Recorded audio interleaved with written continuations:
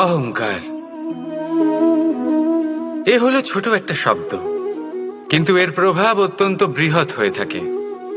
আর সব থেকে বড় সমস্যা হলো মানুষ আজ অবধি বুঝতেই পারেনি যে এই অহংকারের বাস্তব রূপ কিরকম।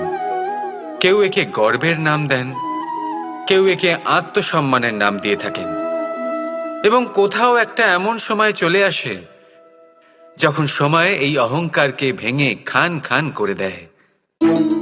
আর তখন না গর্ব আপনাকে বাঁচাতে পারে, না আপনার আত্মসম্মান।